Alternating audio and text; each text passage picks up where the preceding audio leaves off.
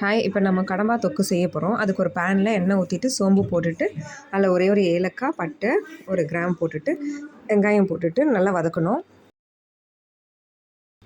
வெங்காயம் வதங்கினதும் இதில் சால்ட், கல் உப்பு போட்டு வதக்கினா சீக்கிரம் வதங்கிடும். நல்லா கோல்டன் ப்ரௌன் ஆனோடனே இஞ்சி பூண்டு பேஸ்ட் போட்டு நல்லா வதக்கிட்டு நல்லா மிக்ஸ் பண்ணிவிட்டு அதுக்கப்புறம் நெக்ஸ்ட் தக்காளி போடணும்.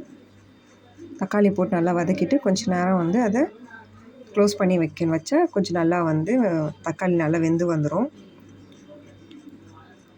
தக்காளி நல்லா ஸ்மாஷ் ஆனதும் கடம்பாவை அதில் போட்டுட்டு நல்லா மிக்ஸ் பண்ணணும். மிக்ஸ் பண்ணதும் மஞ்சத்தூள், மிளகாய்த்தூள், அப்புறம் கொஞ்சம் தனியாத்தூள் போட்டு நல்லா மிக்ஸ்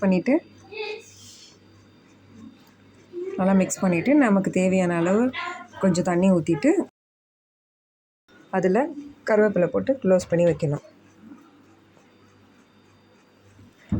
கடம்பா நல்லா வெந்து வந்த பிறகு கொத்தமல்லி போட்டு மேலே தூவிட்டு அதுக்கப்புறம் நம்ம எடுத்துகிட்டு சர்வ் பண்ணி சாப்பிட்டா நல்லாயிருக்கும்.